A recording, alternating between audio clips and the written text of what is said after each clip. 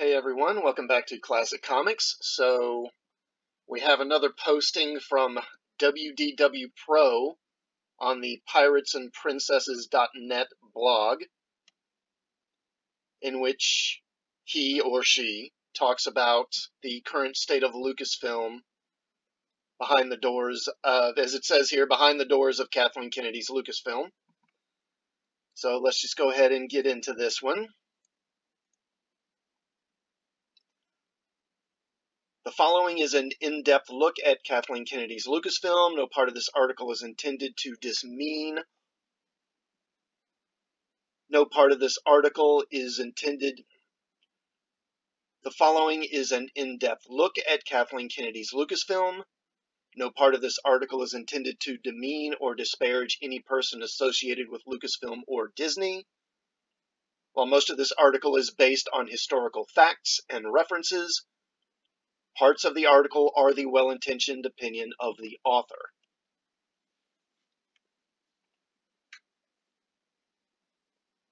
On October 30th, 2012, the Walt Disney Company purchased Lucasfilm from George Lucas for just above $4 billion.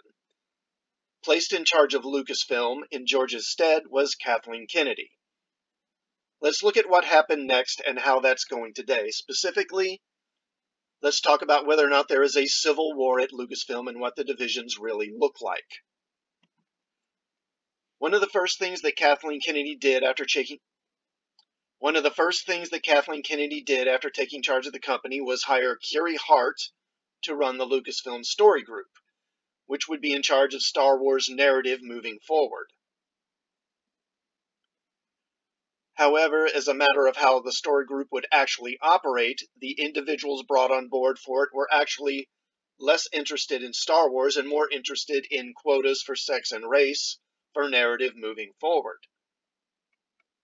This was to such an extent that Carrie Hart's very first action as head of the newly formed story group was to make sure that only women were allowed to guide Star Wars. And the author provides a link to a New York Times story. Well, it blocked it here, but this is a link to a New York Times story that illustrates what the author is talking about, making the point that, I'm not just pulling this out of nowhere. This is stuff that has been widely reported on and well documented. One of the implications of this was that Star Wars gurus at Lucasfilm were kept out of major decisions from 2012 to 2015. Essentially the nascent development time for the sequel trilogy. Dave Filoni was completely kept out of any significant guidance. Instead, writers with no Star Wars background like Carrie Beck and Rain Roberts were brought in to have campfire discussions with Hart about how to bring in female characters to the new Star Wars. Meanwhile, this was pitched to Disney executives as a way to bring girls into buying up Star Wars merchandise. And Disney was all too happy to believe that they could double Star Wars toy sales if only little girls would buy those instead of dollies.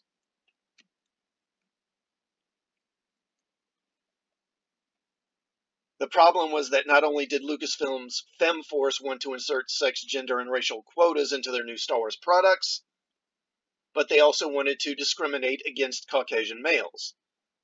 Despite this being the majority of their consumer demographic, the story group and new Kathleen Kennedy hires wanted nothing to do with the old Star Wars.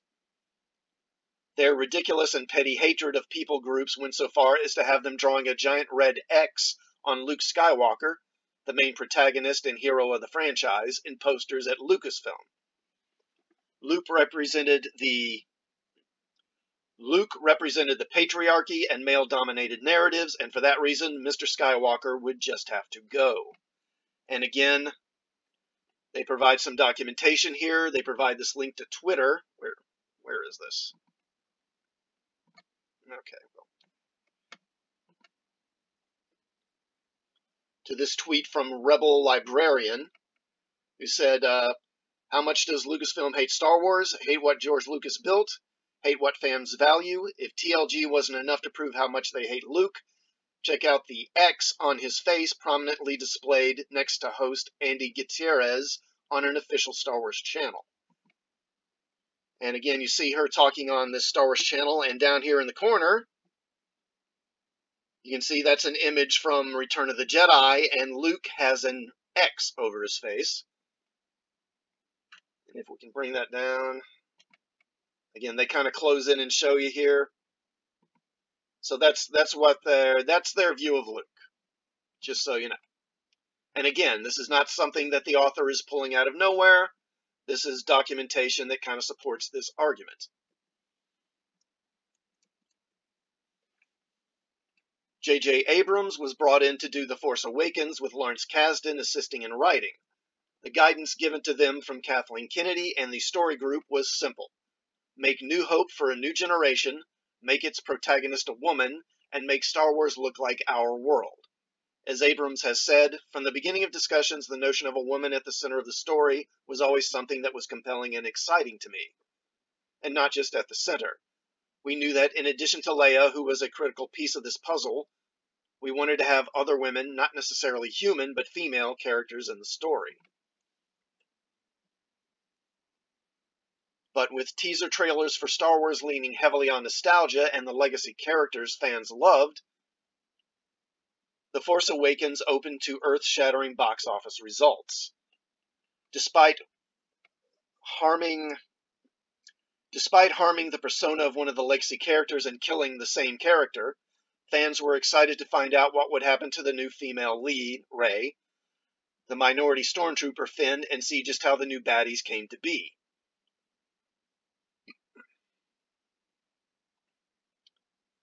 To be fair, many fans pointed out that unless this new galaxy was fleshed out, it seemed odd that the work of the prequel and the original trilogy had essentially been undone. Some were also disappointed that Luke, Leia, and Han hadn't been together. But surely they'd get that chance in the next one. Maybe Han would be brought back as a ghost, a vision, a flashback, or something to get the gang back together again. Meanwhile, Kennedy was beginning to have director issues. Behind the scenes, Rogue One was a mess, and it was time to get rid of the current leader on that film. But beyond that, there was the problem of Colin Trevorrow. Unbeknownst to Star Wars fans and cinema journalists, the story group had been working with Rian Johnson on the big flip of expectations for the current trilogy. Just like fans had been surprised before that Darth Vader was Luke's father, this time the surprise would be that Luke was a failure and Rey was a nobody who would rise to take his place as the hero of the galaxy. While Abrams had worked with Kasdan on the Force Awakens script, Johnson was working with the Lucasfilm story group in a way that not even J.J. Abrams was aware. For weeks, Rian Johnson would meet with Carrie Hart's story group behind closed doors, planning out a detour for The Last Jedi.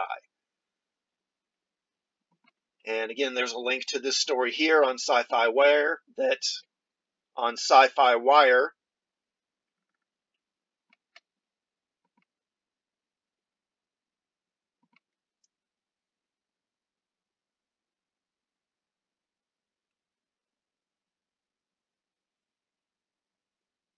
And again, there's a link to a story here on Sci-Fi Wire that reports on how Rian Johnson wrote The Last Jedi that sort of supports this argument. But back to that director issue. The problem was that the director for Episode 9 needed to know what the heck was happening in Episode 8 before he could even get started on formulating ideas. With Abrams and Kasdan blind to what Johnson and the story group was doing, it was Trevorrow who would receive an outline first for The Last Jedi. What he saw shocked him, and immediately he started making calls.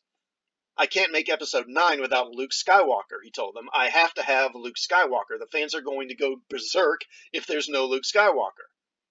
The answer back to him from Carrie Hart and Kathleen Kennedy was a resounding no. He would have to use the current Last Jedi concepts to finish the trilogy. Confused, he reached out to Mark Hamill to gain leverage, but Hamill had zero influence with this group. And Hamill himself was disgusted with his role in Episode 8. So Trevorrow began working on a different idea, one to essentially resurrect Luke, explain the Force Ghost concept, and have all the old Jedi join together to help Rey defeat the Sith forever. And again, there's a link to this story here on MovieWeb that sort of provides information on that. I think we all know about how Trevorrow's script leaked online. But upon finding out that Colin Trevorrow wouldn't let Luke Skywalker go, Trevorrow was told it was he that would have to go. Then came the fall of Lucasfilm. With the release of The Last Jedi, while they attempted to steer the narrative online and through influenced reviews by Access Media, the fan reaction was quickly realized. The Last Jedi had not only divided the fans, but it had failed financial expectations dramatically. The new talking point was to put out that Empire had seen a lower box office haul than New Hope 2, but that ignored that New Hope was in theaters months and months longer than Empire, back at a time when theaters often had only 2 screens. It also didn't stop the negative feedback. Quickly the tides turned on Star Wars and Lucasfilm. Talks of a Rian Johnson trilogy became mostly just Rian Johnson talking about a trilogy. The California elites of Lucasfilm began to blame the fans. Surely it was the bumpkins in Nebraska, Idaho, Texas, flyover country, that were hating this film. And surely it was only because of chauvinists, Trump voters, and other deplorable white males. If somebody is responding to diversity negatively, fuck them. 95% of my interactions on Twitter are absolutely lovely and constructive and wonderful with Star Wars fans. I think the fandom has to take a stand against getting defined by a very small slice of it that does not represent the lion's share. This is Rian Johnson in regards to critics of The Last Jedi. But the damage was done. While Bob Iger had signed off on The Last Jedi, he immediately recoiled when he saw the reaction to Episode 8. This was different than anything he had seen from Pixar or Marvel. This was mass disgust from consumers. Simultaneously, the director of this film was disparaging the consumers, attacking viewers, etc. While the public presentation of Protecting Last Jedi by Disney continued, the writing was on the wall behind executive closed doors. As Solo also lost its directors, fired by Kennedy, Iger's confidence in Kennedy had come to an end. She was scrubbed from his autobiography, and Iger reached out to Jon Favreau to begin righting the ship. Jon Favreau was the best bet Disney had out of anybody they had worked with. He was the one who had gotten the entire Marvel Universe off the ground. While Kevin Feige receives and deserves much of the credit, it was Favreau who had created the Marvel blueprint for movies. Favreau was the only director to have successfully created a holiday classic film in decades. Favreau was working on new film technology that blew away anything on the market. In Iger's mind, Favreau was and is the modern-day George Lucas, and while people like Lasseter and even Iger himself were being pulled into Me Too controversies, Favreau was known in the industry for being ethically outstanding and squeaky clean. In late 2017, Favreau had begun talks to produce a series for Disney Plus based in the Star Wars universe. Iger had arranged for the talks and was ready to back Favreau with a theatrical release level budget in an attempt to give their future streaming service something to get it going. Ignore hokey talking points from Disney about Favreau wanting to randomly do online streaming series about Star Wars westerns. That's not how things work at the level of a director for blockbusters. Favreau is likely the most respected big-budget director in the world. He doesn't ask to lower himself to doing online streaming series unless there's a very big plan in place. In Iger's opinion, Netflix represented the biggest threat to Disney over time, and the company was about to focus huge amounts of attention to their online plans. Favreau was placed in contact with Dave Filoni by Kathleen Kennedy. He was a decent enough writer and had worked on some animated series, seemed to know a lot about Star Wars, and didn't rock the boat.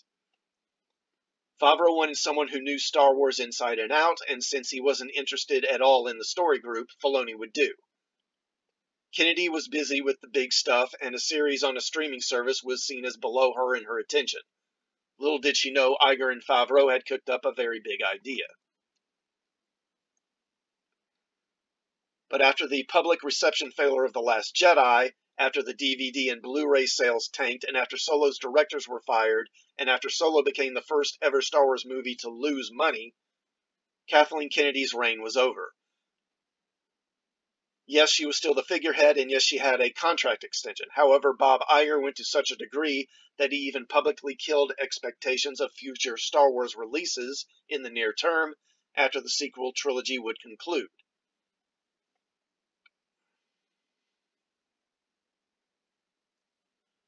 For Disney, that was unheard of, but Kennedy was allowed to stay on, bitter and mostly powerless, as removing her was deemed too potentially damaging from negative publicity, and nobody in Hollywood wanted to take her place after the industry fallout that would surely result.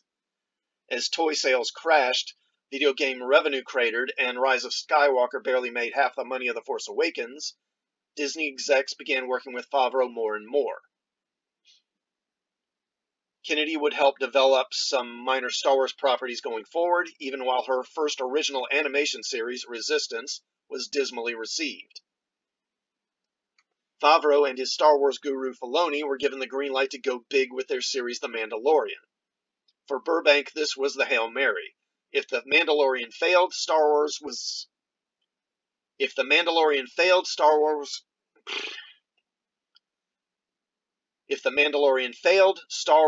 was likely to be unpopular for years. If The Mandalorian failed, Disney Plus was likely to limp out of the gate.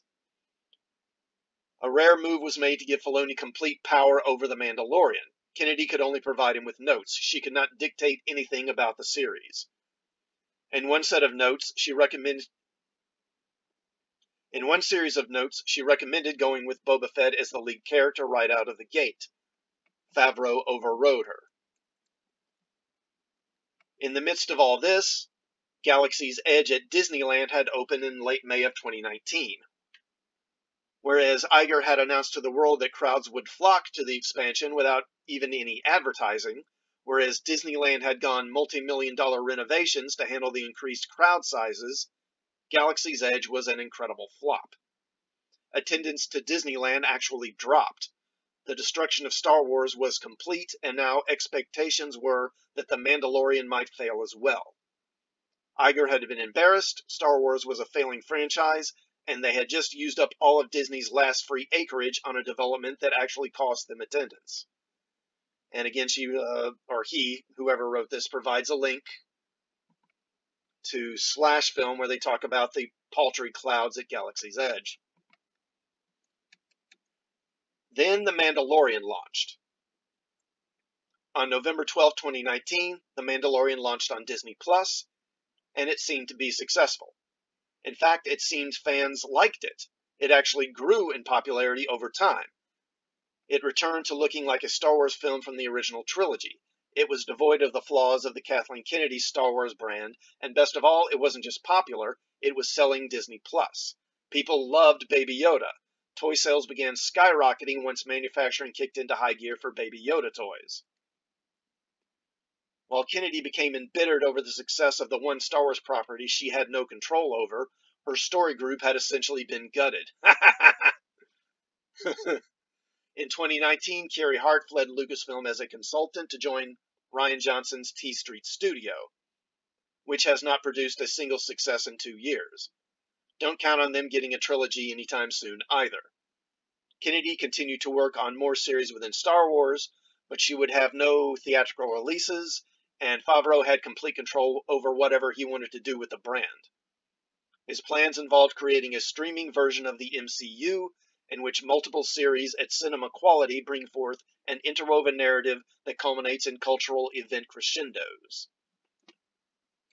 Cultural event crescendos. I like the sound of that.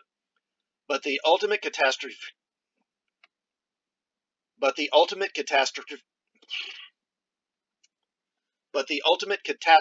for Kennedy came in early 2020.